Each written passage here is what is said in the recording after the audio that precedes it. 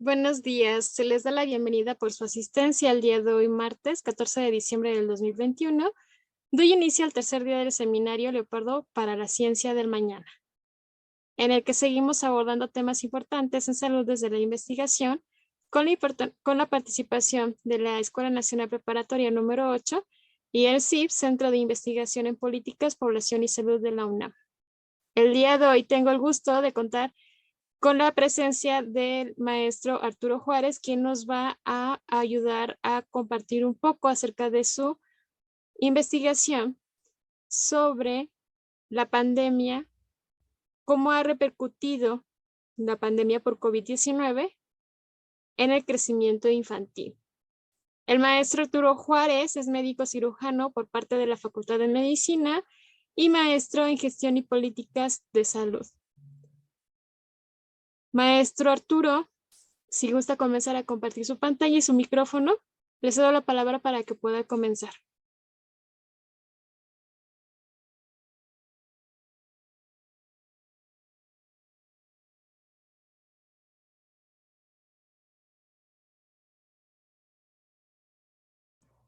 Muchísimas gracias, estimada Verónica. Primero que nada, un gusto formar parte de este seminario. Esperemos que todos los leopardos que se encuentran hoy aquí en un futuro se dediquen a la actividad científica. La ciencia en México es algo que tenemos que, ¿cómo decirlo?, fomentar siempre para que en un futuro todas las personas que estén generando información, mejor dicho, construyendo conocimiento, puedan hacerlo de una manera práctica, de una manera sencilla. Y bueno, una frase que me ha ayudado mucho a llevar adelante muchas investigaciones es que el conocimiento es tan importante como el uso que se le dé. Entonces, nosotros en el Centro de Investigación en Políticas, Población y Salud nos enfocamos en hacer investigación de punta, de alto impacto, que contribuye a solucionar los problemas, en particular de salud pública en el país. Es decir, nosotros vemos muchos fenómenos, en particular vemos uno muy interesante que es el crecimiento infantil. ¿Sabían ustedes que el crecimiento infantil nos dice mucho acerca de la población en donde están estos niños? En una población, pensemos en una comunidad que tiene todos los servicios, que tiene todas, ¿cómo decirlo?, todas las cuestiones de vida básicas necesarias, que tiene una buena alimentación, donde los niños pueden expandirse, pueden jugar, pueden crecer, pueden aprender. El crecimiento de los niños se va a ver perfectamente acorde a lo que se espera de acuerdo a los estándares de crecimiento. Pero en México, pocas son las comunidades que tienen estas condiciones para que los niños crezcan de manera adecuada. En México tenemos zonas que se encuentran muy aisladas, ya sea por cuestión remota, de difícil acceso, que se encuentran en zonas con una pobreza o con algunos otros fenómenos o indicadores de impacto, en las que la población, más que enfocarse en tener una buena vida, se enfoca simplemente en vivir. Entonces, esto se ve impactado, pero bueno, esto queda de manifiesto en el crecimiento infantil. Una zona en donde los niños no están creciendo como se debería, usualmente es una zona que tiene diversos problemas, tanto sociales como de salud, que impiden que los niños puedan crecer de manera habitual, que puedan desarrollarse. Y bueno, uno de estos, uno de estos parámetros es el que nosotros estudiamos el día de hoy. Sobra decir muchísimo acerca de la pandemia, todos ya hemos vivido, es un parteaguas histórico. Hay un antes y un después de la pandemia. Posiblemente algunos de ustedes hayan perdido algún ser querido, algún familiar, algún amigo o simplemente se hayan enterado de que alguien falleció. Es altamente probable que algunos de ustedes ya se hayan enfermado por este mal y bueno, la mala noticia es que seguimos todavía luchando por mantener nuestra subsistencia. Considerando la introducción que les acabo de mencionar, es esperable también que los niños o el crecimiento infantil nos diga mucho acerca de este, acerca de cómo se ha vivido la pandemia, en especial en aquellas regiones que ya tenían un problema previo. Es decir, si en una comunidad los niños no estaban creciendo bien porque había una situación de pobreza o había alguna situación de marginación, cuando llega la pandemia el problema se hace más serio. Y lo que buscábamos era determinar qué tan serio era prácticamente este impacto. Entonces, Antes de continuar, solo mencionar un agradecimiento a todos los que participaron en la elaboración de este ejercicio, que fueron los sistemas de desarrollo integral de la familia, tanto los sistemas estatales como los sistemas municipales. Yo estoy seguro que muchos de ustedes conocen la institución del DIF y saben que hay siempre uno cerca en la mayoría de las comunidades y municipios. Aquí se ofrecen muchos servicios. Posiblemente ustedes que están en la preparatoria no utilicen alguno, pero si saben de alguien que requiera alguno de estos, canalícenlo a estas unidades. Bien, como les decía, la pandemia es este parteaguas en el que ya hemos tenido un impacto sanitario y económico, es decir, la población en México ha perdido muchísimas vidas, hemos perdido también una buena economía que teníamos, hoy nos estamos levantando el impacto directo de las infecciones por virus y de las medidas de contención. Todo el mundo recuerda nuestra Jornada Nacional de Sana Distancia, donde prácticamente salir era imposible. Pero bueno, esto agudizó condiciones de desigualdad en la sociedad. ¿Qué es la desigualdad? La desigualdad es cuando por situaciones que se consideran injustas, las personas llegan a tener diferencias en su forma de vida, en la forma en la que hacen las cosas. En este caso, vivir en una comunidad lejana y no tener acceso a servicios, pues bueno, es una condición de desigualdad en la sociedad. También esta pandemia generó condiciones que pueden modificar el crecimiento infantil, como lo es el confinamiento prolongado, como lo es el incremento de la pobreza y la seguridad alimentaria, o como lo puede ser la pérdida de los jefes de familia. Piensen en esta parte, si un niño pierde a sus dos progenitores, a papá y a mamá, se queda a la deriva. En México usualmente son absorbidos por el resto de la familia. Nosotros tendemos a vivir muchísimo en familias extendidas, ampliadas, es decir, aquellas familias que están compuestas por papá, mamá, hijo, abuelos o tíos, pero es inexorable que estos niños van a tener un impacto de por vida. Entonces, parte de este ejercicio era saber si estas tres condiciones nos modificaban el crecimiento. Entonces, ¿a qué nos enfrentamos? Este pequeño diagrama nos muestra de una forma sencilla cómo estamos estudiando este problema. Tenemos dos problemas. Por la parte de la izquierda está la afectación en la economía del hogar. No sé si ustedes lo habrán notado. Digo, parte del pensamiento crítico que buscamos fomentar en ustedes es que se pregunten, siempre cuestionen los hechos, es si en su hogar notaron algún cambio económico durante estos ya prácticamente 18 meses desde el inicio del confinamiento. Entonces, sí, esto nosotros asumimos que era por dos o tres fenómenos: la disminución de la población que estaba ocupada, la enfermedad de las personas de la familia como el segundo factor, y bueno, también pensamos que podría haber existido una disminución en el acceso y la producción de alimentos. Es decir, hasta recientemente comprar alimentos a una persona en la Ciudad de México podría no parecer más problemático. De todas maneras, es donde se concentra la mayor cantidad de estos bienes. Tenemos una central de abastos inmensa y gigante que difícilmente se va a acabar, pero la producción de alimentos podría verse comprometida, pensando en que el COVID afectara a las personas que trabajan en este ramo y que por ende se pudieran encarecer los productos. ¿Cuál es el problema de que un producto se encarezca? El problema es que cada vez menos personas pueden acceder a él. Y si estamos hablando de familias que tienen ¿cómo decirlo? Familias que tienen una dificultad para conseguir estos alimentos, a ese fenómeno lo conocemos como inseguridad alimentaria. Es posible que esa inseguridad ya se vea reflejada en el niño. ¿Qué es lo peor que puede pasar en un hogar? Que los niños no coman. Y la pandemia, por estos dos factores que ya hemos planteado, vamos al círculo de arriba, incrementa este riesgo de inseguridad alimentaria. Entonces, o estimábamos que fuera un gran impacto y que entonces los niños que estuviéramos viendo en este ejercicio tuvieran un incremento en la desnutrición y la inseguridad alimentaria. Bien, entonces, este es nuestro objetivo y nuestra hipótesis. Nuestro objetivo era determinar si todas estas condiciones que planteamos, que son la dificultad en la producción de alimentos, la disminución del ingreso en el hogar, pudieran modificar el crecimiento infantil, la insuficiencia alimentaria y la dieta de los menores. Entonces, determinamos este impacto de la pandemia respondiendo a esta pregunta, si en comparación de antes de la existencia del COVID, hubo una modificación en el crecimiento de los niños. Nuestra hipótesis era que las tasas de desnutrición, sobrepeso y obesidad no se habían modificado en la población durante la pandemia. Antes de continuar, déjenme explicarles qué es una tasa. Una tasa es una medida de estimar un fenómeno. Les pongo un ejemplo. Cuando yo les digo que 5 de cada 100 personas, o mejor dicho, 5 de cada 100 hogares en México nos contaron que habían perdido un miembro en su familia, ustedes en automático pueden imaginarse la magnitud del fenómeno. Una tasa es una forma de explicar esta ocurrencia de fenómenos con referencia a una población más grande. Hay fenómenos que son muy raros. Para ponerles un ejemplo igual de tasas, la proporción de personas que padecen una enfermedad rara es menor a una persona por 200,000 habitantes en riesgo.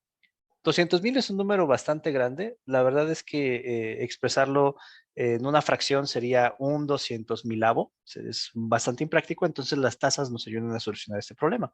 En el caso de desnutrición, lo que vamos a comparar es una tasa, es decir, qué tan frecuente o qué tan ocurrente era este fenómeno tanto antes como después de la pandemia. Lo mismo vamos a hacer para el sobrepeso. Queremos ver si antes de la pandemia por COVID teníamos más o menos sobrepeso, y lo mismo para el fenómeno de obesidad infantil. Entonces, para responder a esta pregunta, nosotros ya teníamos un registro de mediciones de prácticamente 20 millones de niños guardados en una base de datos. Estos datos se recolectan por el Sistema Nacional de Desarrollo Integral de la Familia y están organizados de tal manera que podemos seguir añadiendo información. A esto se le conoce como una corte. Una corte es un seguimiento de personas a lo largo del tiempo. Un estudio de corte nos permite definir si las intervenciones tienen una causalidad o no. Para poner esto en una forma un poco más interpretable, los niños que estudiamos desde 2018 atravesaron la pandemia y llegaron a 2020 después de haber vivido esta situación. Y nuestro trabajo era ver si esto, o bueno, si el haber vivido 12 meses en la pandemia, que es la fecha en la que realizamos este estudio, realmente había modificado sus condiciones de crecimiento y su velocidad de crecimiento. Entonces, como pueden ver, la mayoría de nuestras mediciones fueron hechas en el mes de junio y julio del año 2021. Conforme va pasando el tiempo, estábamos preguntando cada vez más cosas. Posiblemente alguno de ustedes ya haya visto alguno de estos cuestionarios. Entonces, preguntábamos desde antes de 2018 el peso y talla. Desde 2018, ¿qué factores se asocian con el crecimiento, como los hábitos de sueño y sedentarismo? Desde el 2021, el impacto del COVID, perdón. Y por último, la razón de inseguridad alimentaria que se encontraba en este punto. El próximo año estaremos preguntando acceso efectivo a salud de los niños, pero bueno, perdón, 2022, estos son los resultados de lo que encontramos en en este ejercicio. Como pueden ver, nosotros seleccionamos casos de manera abierta de los hogares que tuvieran hijos dentro del sistema escolar. Prácticamente en México la mayoría de los hogares se encuentran en una edad en la que, bueno, en un desarrollo en la que tienen al menos un niño en la escuela. Piénsenlo con sus vecinos. ¿Cuántos de sus vecinos tienen un hijo que va a la primaria? Posiblemente muchísimos. Bien, en este año recibimos 1.96 millones de respuestas. Este 1.96 millones lo limpiamos, verificamos que estuvieran bien llenados y nos quedamos con 923,000. De estas, revisamos cuáles tenían datos que sí corresponden al crecimiento de un niño y que no están, ¿cómo decirlo? Que no están en alguna posibilidad de sesgo. Un sesgo es una desviación que se hace durante un estudio que es sistemática y que se repite. Después de eso nos quedamos con 816,000 respuestas útiles. Pensemos que en México para el año 2020, en el último censo, la proporción de niños en México es de, me parece, bueno, menores de 18 años, alrededor de 22 millones de personas. Entonces agarramos un número bastante alto para hacer este ejercicio. Y estos son los estados que decidieron participar y la medida en la que lo hicieron. Como pueden ver, Ciudad de México, Estado de México, Baja California, tuvieron una gran participación, Hay algunos otros estados que tuvieron una participación buena y hay algunos otros estados que por diversas razones o no participaron o no lo hicieron de una manera muy efectiva. Bien, este es nuestro primer mapa. La verdad es que presentar mapas es muy bonito porque en este mapa vemos por municipio la participación en los diversos puntos del país. Vemos una manchota en el centro del mapa que representa toda el área metropolitana, también algunas regiones de Hidalgo, Michoacán, Guanajuato. Tenemos al estado de Oaxaca, que también tiene muchísimos municipios, tiene más o menos como 500, más de 500 municipios. Vemos aquí el estado grande de Chihuahua, Coahuila de Zaragoza y por último la península de Yucatán con la participación de Yucatán, Quintana Roo y de Chiapas. Toda esta información nos sirve para calcular lo que habíamos dicho de principio, que cómo están creciendo los niños y cuáles son las condiciones de crecimiento que tienen estos mismos. Bien, vamos a la que sigue, por favor. ¿Recuerdan que habíamos explicado que es una tasa? Bueno, aquí hay una tasa que me gustaría se imaginaran en su mente. Nosotros estimamos cuál fue la participación en total de todo el país en este ejercicio de evaluación nutricional.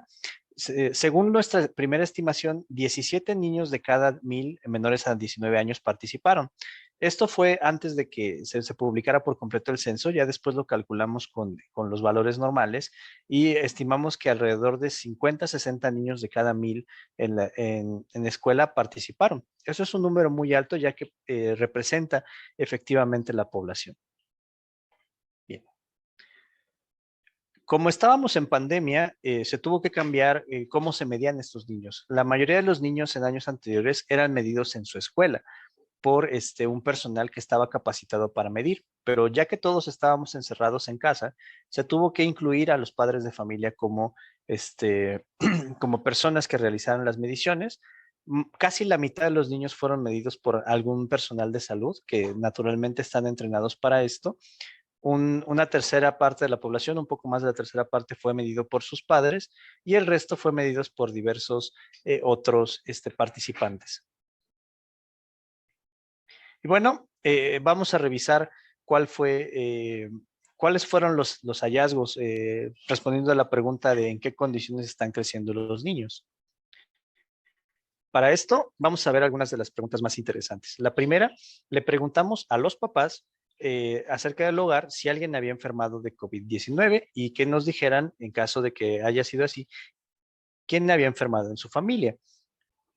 El estudio arrojó que el 26.6% de los hogares, quiere decir que prácticamente 1 de cada 4 hogares ya había tenido a alguna persona enferma en COVID desde el inicio de la pandemia hasta que nosotros recolectamos la información, más o menos unos 12, 13 meses después del fin de la Jornada Nacional de Sana Distancia. También preguntamos quién había enfermado y la persona que más frecuentemente había enfermado era el padre, seguido de otro miembro de la familia que no está en la lista, y por otro lado la madre y por un lugar menos frecuente el abuelo. Fomentando también su pensamiento crítico, ¿cuál podría ser la razón por la que este miembro del hogar se enferma más que el resto de las personas en el hogar? Si quieren contestar, envíen su respuesta al chat. Yo con mucho gusto las leo. Estamos aquí con la ventanita abierta. Así que pregúntense y responden en el chat. ¿Cuál puede ser la explicación de que el padre de una familia sea la persona que más enferma de COVID? Vemos ahí la respuesta de Jimena, porque sale a trabajar, muy plausible, un buen razonamiento. ¿Alguien más? Porque es la persona que más expone, me parece perfecto. Marita,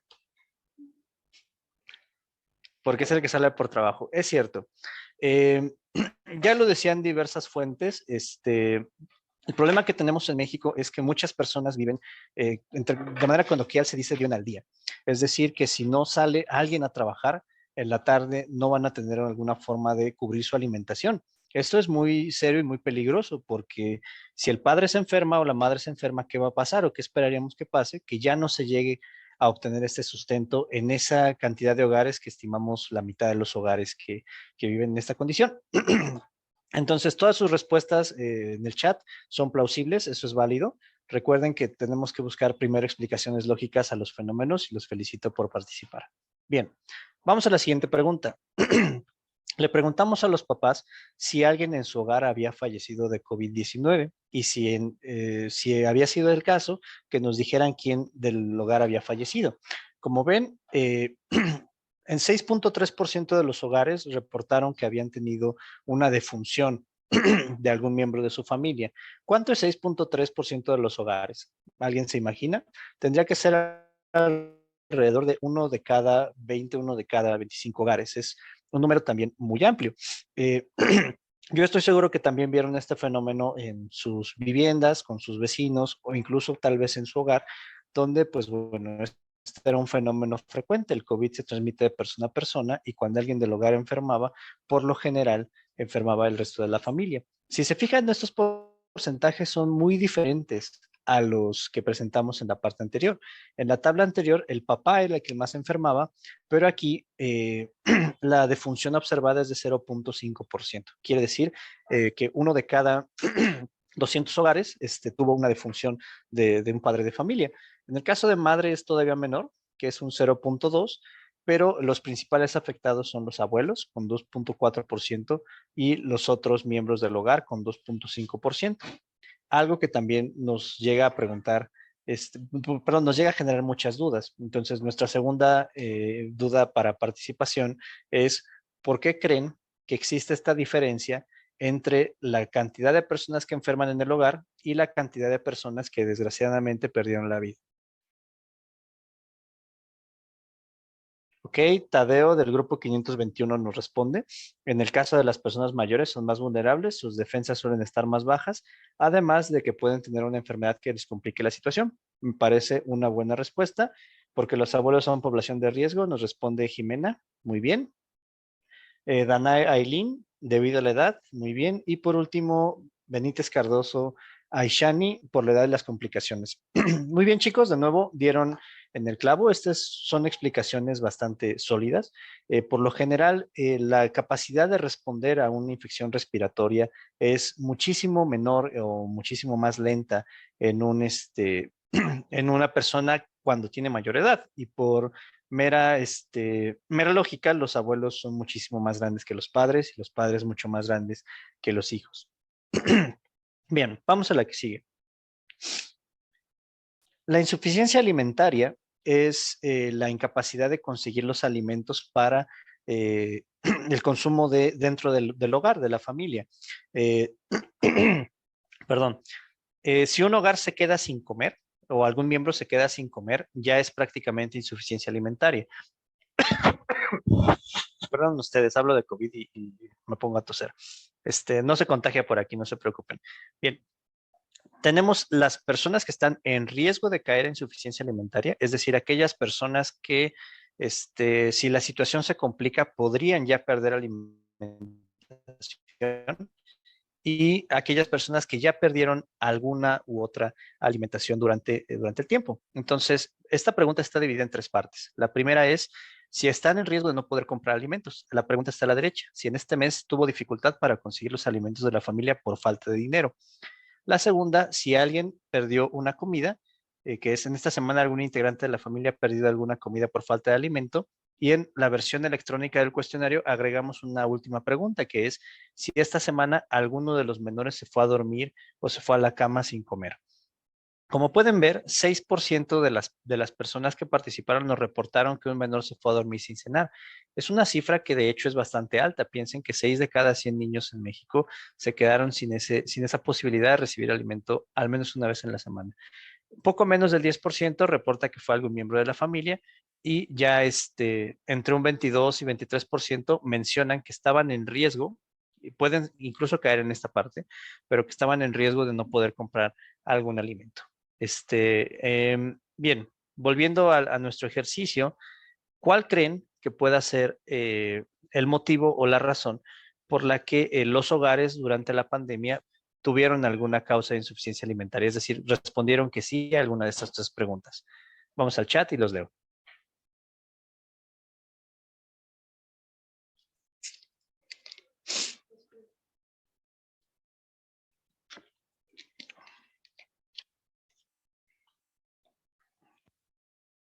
Ok, le ayuda a leer. Dice aquí los chicos por falta de empleo, por problemas económicos, porque son esa parte de la población que vive del día a día. Desempleo, falta de ingresos, porque recortaron personal en muchos trabajos. El proveedor económico falta al trabajo por enfermedad o lo perdió. Hubo reducción de gastos. Causas económicas, nuevamente desempleo. Inflación de los precios. Contratos de trabajo muy breves. Bien, ¿me escuchan? Sí, ¿verdad? Sí, Excelente. Todos los que participaron, les agradezco mucho. Es perfectamente uno de los fenómenos que encontramos. Y la siguiente pregunta era, pues, ¿qué tantas personas perdieron su trabajo durante la pandemia? Eso es lo que nos lleva al siguiente componente. La siguiente parte, bueno, pregunta intermedia, era si recibían algún apoyo alimentario. Como ven, la mayoría de los niños encuestados recibía algún desayuno escolar y es porque esta encuesta se hizo por el DIF. Entonces, estos resultados, pues bueno, están enfocados a esta población. Vamos a la que sigue. Ahora sí, nos interesó preguntar también si el padre de familia o el jefe de familia, perdón, ahí puede ser padre o madre o tutor, perdió su trabajo por la pandemia. Entonces, los estados que están en rojo son los estados que mayor pérdida de empleo tuvieron, al menos de acuerdo a este instrumento y de acuerdo a esta encuesta. Y estimamos que un 35.8% de los jefes de familia perdió su trabajo por situación de la pandemia, lo cual es un número bastante alto. Esta tasa la calculamos después de quitar a las personas que no trabajaban antes. También es un número importante. También preguntamos si en este momento el jefe de familia ya tenía un trabajo remunerado. Es decir, si ya trabajaba por alguna paga, pudiera ser diaria, pudiera ser semanal, quincenal, pero que fuera un empleo remunerado. Entonces, 34% durante este periodo, que fue prácticamente el fin de la segunda oleada, ya pues el incremento en la tercera, nos reportó que no tenían un empleo en ese momento, 50% nos dijo que sí tenían un empleo en ese momento, 10% que no aplica y 5.5% decidió no responder esta pregunta. También una situación importante en el crecimiento infantil es, perdón ustedes, una situación importante en el crecimiento es si los niños pertenecen a alguna comunidad indígena. No quiere decir que los indígenas crezcan menos, pero lo que nos ha enseñado un poco el estudiar el crecimiento es que por lo general un niño indígena tiende estadísticamente a crecer menos que un niño que no es indígena. Entonces también preguntamos esto, nos interesaba saber si los niños se identificaban, o los niños o los padres se identificaban como miembros de alguna comunidad, sea parcialmente, sea completamente. Y vean este mapa. En este mapa podemos ver la población indígena por entidad de acuerdo a nuestra encuesta, que se parece muchísimo a lo que está reportado en otros estudios. Aquí no vemos a algunos otros estados con alta presencia, como Guerrero y Veracruz, porque al momento en el que hicimos estas diapositivas no habían enviado su información, no habían participado, pero la región sur-sureste es la que más eh, presencia de comunidades indígenas tiene. También hicimos algunos mapas donde veíamos los principales asentamientos de estas comunidades. Vemos la región de los chatinas, mixtecas, zapotecas en el estado de Oaxaca, los mixes que están por aquí, los chinantecas que se encuentran en la región cercana a la montaña, etcétera. Y bueno, ya revisamos qué encontramos en el cuestionario de los padres, ahora qué encontramos en el cuestionario de los niños. Esto es una situación alarmante porque encontramos que en esta medición, después de la segunda oleada, 23% de los niños tenían una situación de obesidad. Como saben, México está entre los primeros internacionales de obesidad infantil. Y bueno, encontrar esto nos pone aún más de riesgo. Bueno, nos pone un poco más en alerta para estudiar este problema. También el 21% de los niños que se entrevistaron, ya después del ajuste estadístico, tenían sobrepeso, 10% tenían desnutrición leve, 4.59 desnutrición moderada y 2.47 desnutrición severa. Cuando lo pusimos de acuerdo con la evolución, nosotros veníamos con estos problemas. Vean esta curva de aquí, que es el sobrepeso. El sobrepeso se mantiene normal entre antes y después de la pandemia. La obesidad pasó de 11.91 hasta 23.27. La desnutrición leve se mantiene bastante similar. La desnutrición moderada se mantiene bastante similar. ya habíamos obtenido ¿cómo decirlo? Algunas bajas en años anteriores, pero este año otra vez volvió a subir un poco, no tan diferente de 2016, y en 2016 teníamos una desnutrición grave que estaba por esos porcentajes y también se acentuó un poquito después de la pandemia. Recuerden que en 2020 estábamos todos encerrados, no hubo ejercicio de evaluación nutricional, pero bueno, vamos otra vez a nuestra sección de preguntas. ¿Por qué creen que haya incrementado de manera considerable la obesidad en la población infantil?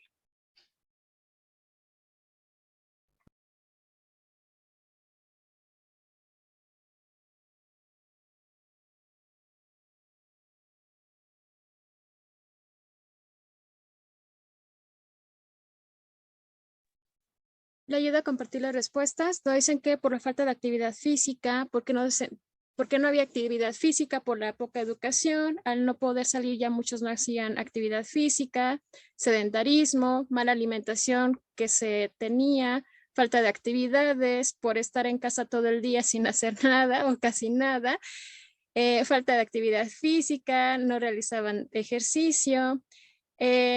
Madeline nos dice, pueden sufrir de ansiedad y comer más y a deshoras, falta de actividad nuevamente.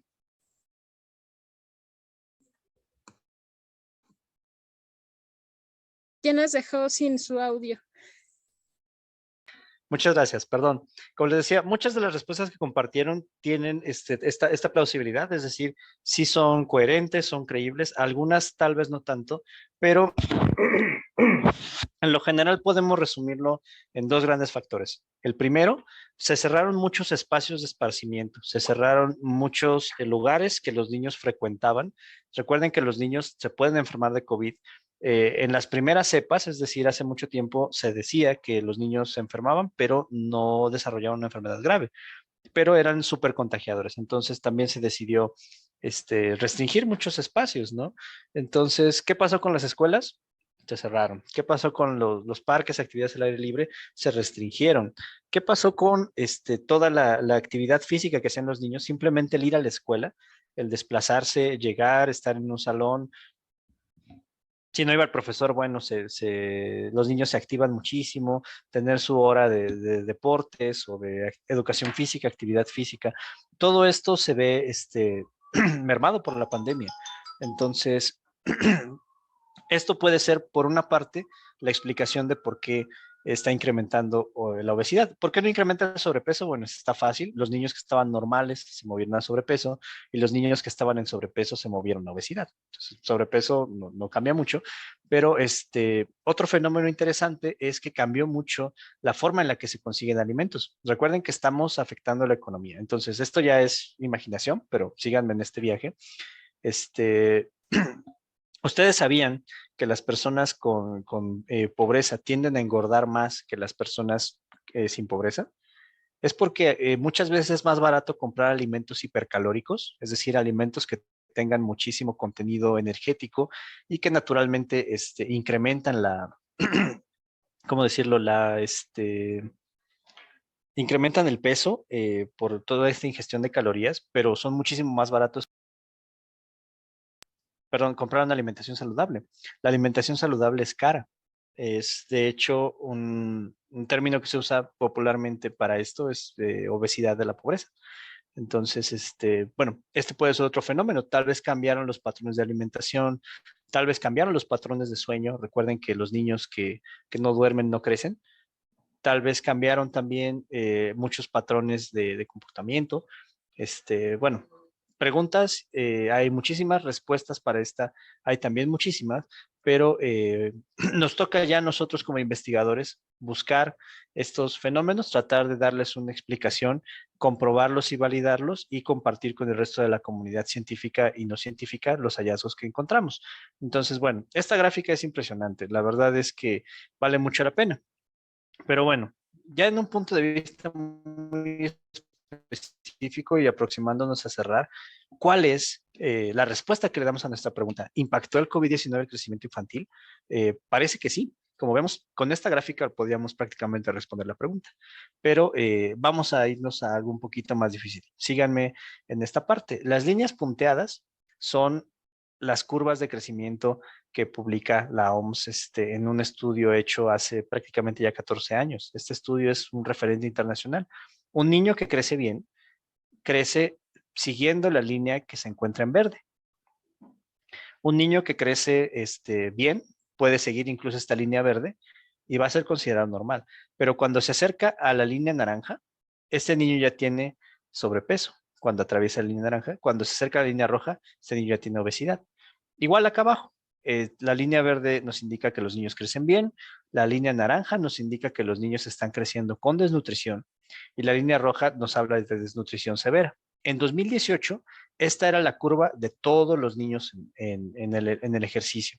Como pueden ver, el promedio de los niños es mayor a lo que se esperaba para ese punto. Entonces, un hallazgo muy interesante es que a partir de los 6 años, aquí tenemos nuestra edad, los niños ya están creciendo mucho, bueno, perdón, ya están teniendo mayor peso, las niñas, perdón, en comparación con lo que esperaba la OMS que tuvieran. Una población normal estaría creciendo a la par. Las líneas rosas estarían perfectamente empalmadas sobre las líneas verdes, pero a medida de que van creciendo los niños, se va haciendo más disperso el crecimiento. Hay niños que van a crecer mucho más, hay niños que van a crecer mucho menos, pero en general, que es la línea rosa, los niños están creciendo o ganando más peso de lo que deberían. Aquí tenemos otro ejemplo de qué ocurre en 2021. Las curvas se ven bastante similares. Bueno, el que se vean así es un error de técnica, pero las curvas se ven prácticamente iguales. Se supone que en peso realmente no hubo tanto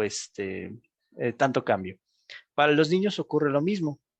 En los niños, a partir de los 7 años, el crecimiento empieza a hacerse más y más, más y más, como decirlo, superior a lo esperado. Quiere decir que estos niños en su conjunto están pesando más de lo que deberían. Y de aquí que partamos hacia un problema de obesidad un poco más importante. Bien, esta tabla es una tabla complicada.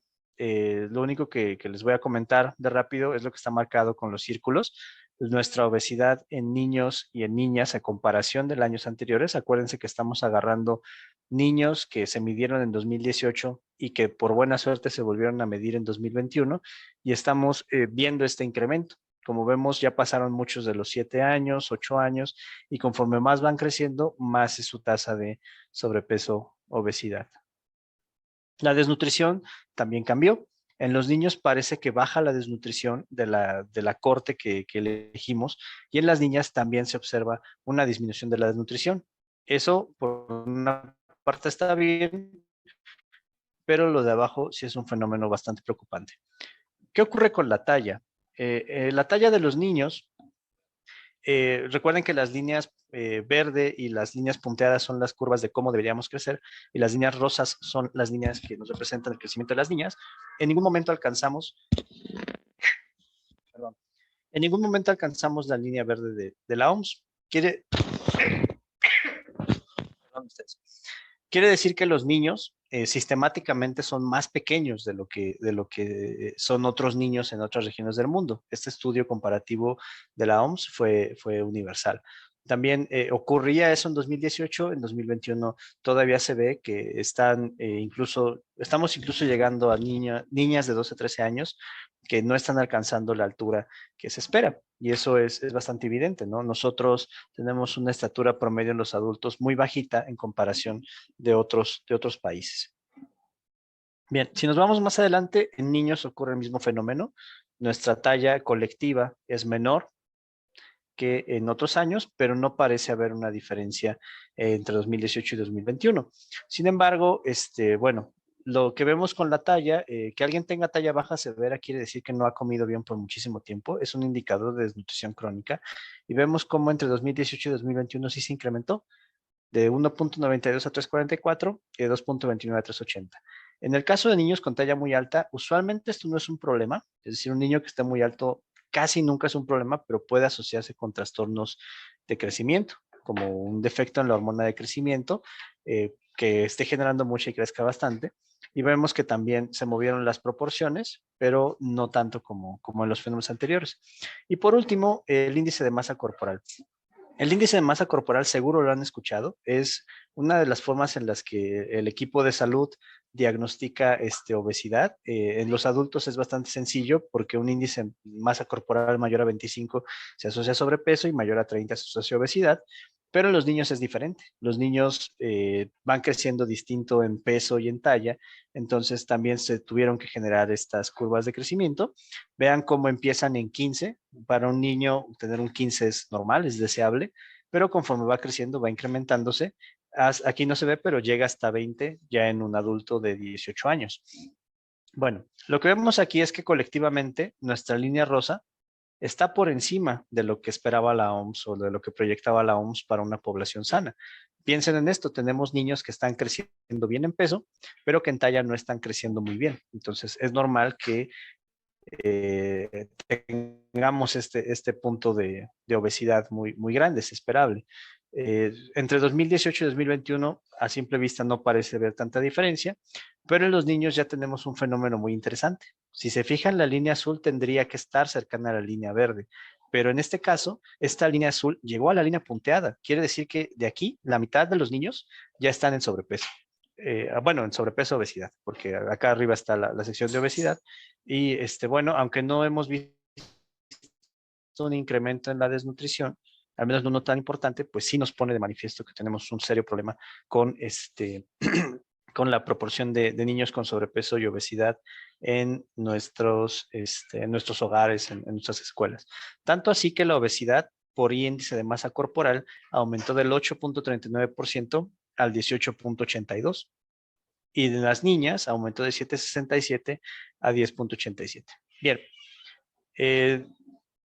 ya para cerrar esta exposición, espero que esta participación les haya dejado muchísimo sobre qué es lo que realiza un investigador en su día a día, y la verdad espero que muchos de ustedes, leopardos, en un futuro también nos acompañen de este lado, generando conocimiento útil para la población, para la sociedad. Esta última gráfica es qué tanto se consume de los alimentos más frecuentes que tenemos disponibilidad. Pensábamos que el consumo de, por ejemplo, refrescos, jugos, galletas, puedan modificar este crecimiento, pero bueno, aún no hemos hecho ese análisis, es la tarea de días venideros. Y bueno, por último, creo que ya nada más me gustaría mostrarles esta. De todos los niños que reciben inseguridad alimentaria, el 42% ya está recibiendo algún apoyo para alimentación. Lo que buscamos es que todos los niños que estén en riesgo de inseguridad alimentaria tengan al menos algún apoyo para alimentación, que es lo que le comentamos al sistema, a los sistemas DIF. Bueno, me voy a saltar las conclusiones y vamos a abrir, yo creo que unos 7 minutitos para sección de preguntas y respuestas. No sé, Vero, si vamos bien, ¿cómo vamos?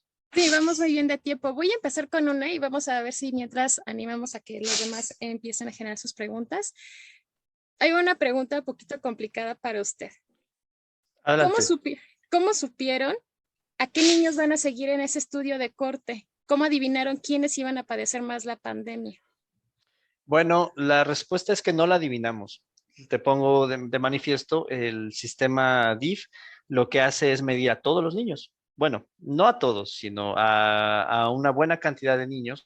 La meta del sistema DIF es que tengamos un registro de todos los niños.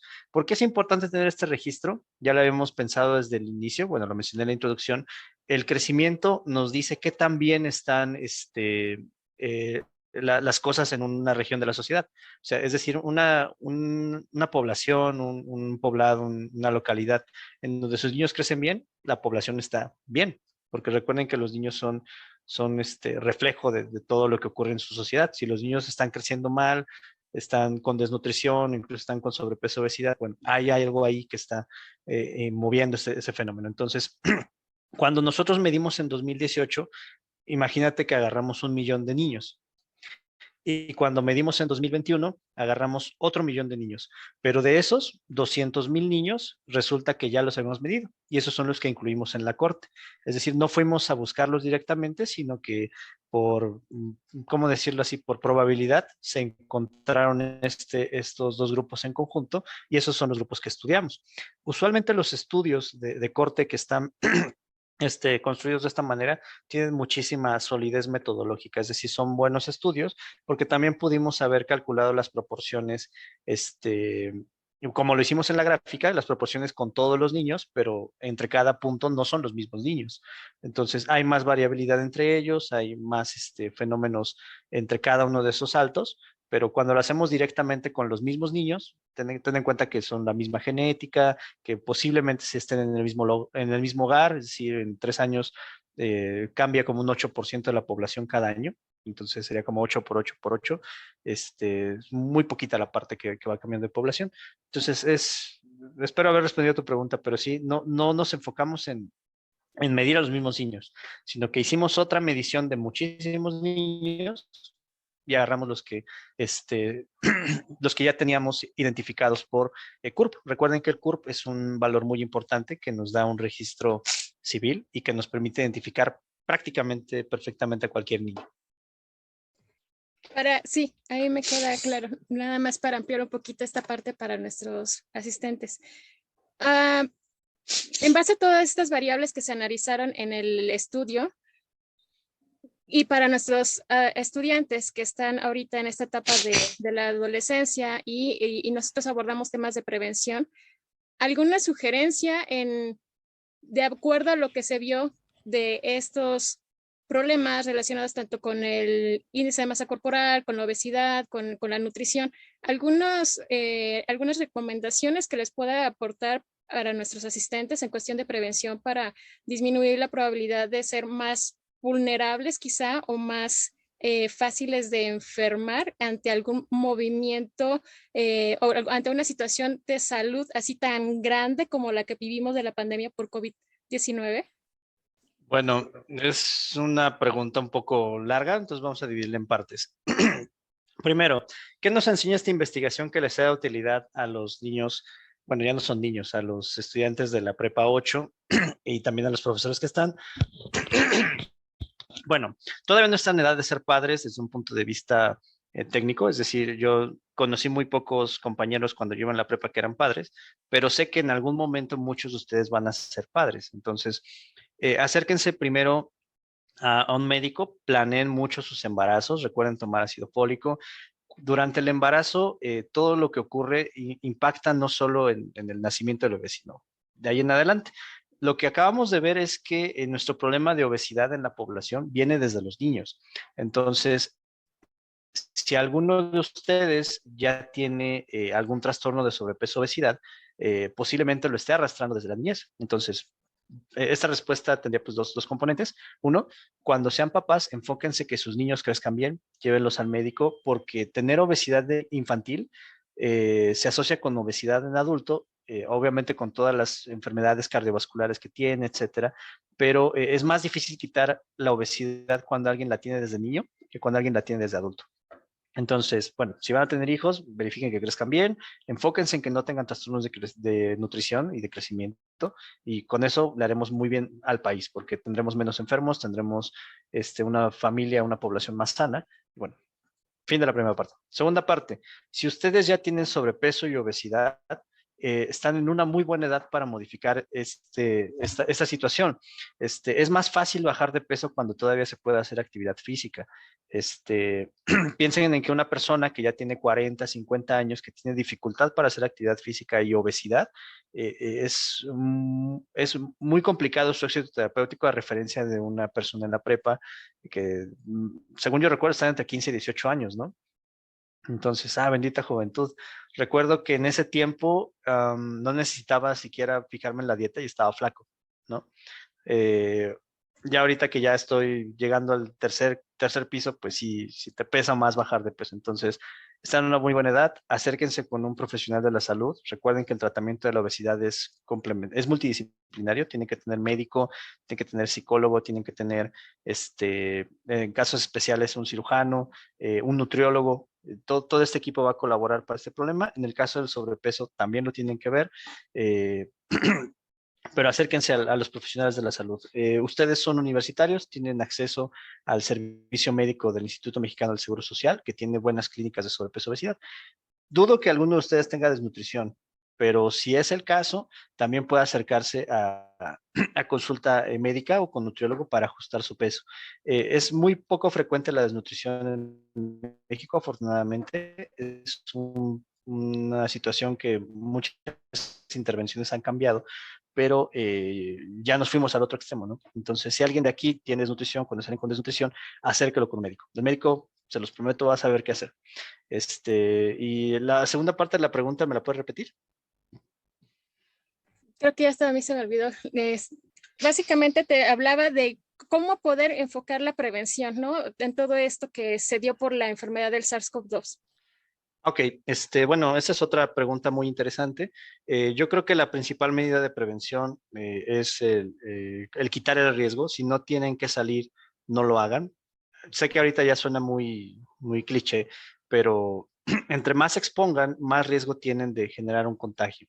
Más que tenemos nuevas variantes, en este caso Omicron, que posiblemente nos genere una cuarta oleada, pero sí, si no tienen que salir, de preferencia no salgan. Sé que hay muchas actividades por hacer, etcétera. Si van a salir, ya están asumiendo ese riesgo, expónganse lo menos posible.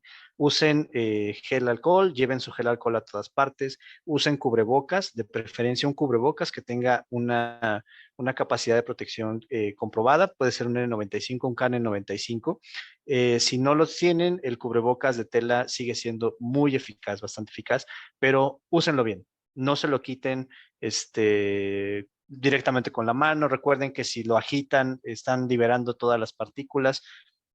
Y bueno, tercero, sean conscientes de que a lo mejor a ustedes no les genera un mayor riesgo de complicación. Como les digo, somos, como si todavía perteneciera, son población joven, es decir, población que tiene un menor riesgo de infección. Eh, Recuerden que hablamos de tasas. Si yo saco una razón de tasas, es decir, divido una tasa entre otra, me da una razón o un cociente de verosimilitud. Esto me dice cuántas veces es más probable un evento en una población respecto a otra. Si ustedes agarran a las personas de 65 años, esas personas, tomando su riesgo como referencia, tienen desde 12 a 24 veces más riesgo de morir. Quiere decir que por cada persona que muere de su edad, en la base nacional de COVID, mueren 12 a 24 personas de 65 años o más. Entonces, ustedes tal vez no tengan este riesgo de muerte, pero se pueden convertir en contagiadores. Entonces, si van a salir, traten de no hacerlo a lugares con mucha aglomeración, mucha concentración de personas, porque pueden mover este virus a su casa, cerca de sus seres queridos. Y bueno, no es que sea como una mala recomendación, pero hay todavía mucha vida por vivir. Lo único que tenemos que hacer ahorita es resistir. Y pues bueno, no dejemos que esto que íbamos ganando pues, se pierda, ¿no? Y ya por último, no parece haber mejor herramienta en esta época que la vacunación. Entonces, si ya se vacunaron, pongan una manita arriba. Eso nos ayuda pues a comprometernos a hacerlo. Si no se han vacunado, háganlo lo más pronto posible. Busquen en las páginas de Secretaría de Salud de su localidad o de su entidad, cuáles son las fechas en las que pueden recibir este inmunógeno. Y si ya se vacunaron hace mucho tiempo, busquen su refuerzo. A lo mejor en su caso no son población tan prioritaria, pero sí asegúrense de que sus adultos mayores, los que viven con ustedes, cerca de ustedes, también reciban su refuerzo. Eso ha demostrado en la literatura reciente que es una de las mejores medidas para evitar que población vacunada pierda sus defensas. Entonces, pues bueno, espero que con eso haya sido todo. No sé si tengan alguna otra pregunta. Si le preguntan a un científico, créanme que siempre va a estar feliz de responder. Le acabo de abrir el micrófono a nuestros asistentes por si alguien se quiere animar a hacer alguna pregunta todavía más. Adelante, pueden hacerlo. Yo tengo una pregunta. Adelante.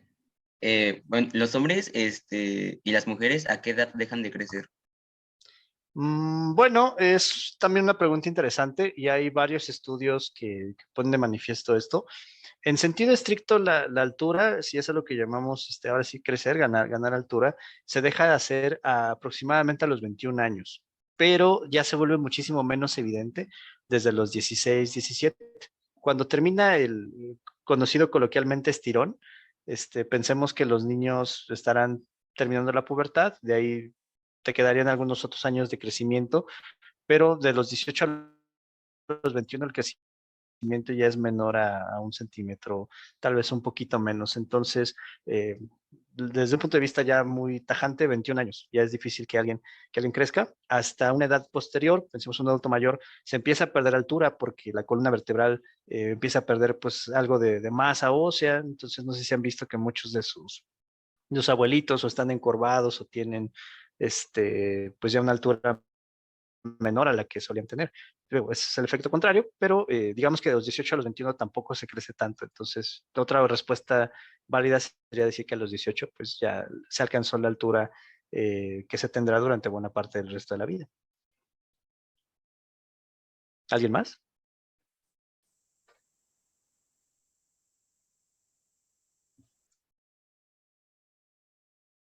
Pues no sé, parece ser que no. Maestro, si gusta y si le parece bien, parece que no va a haber más preguntas. Vamos a concluir esta parte.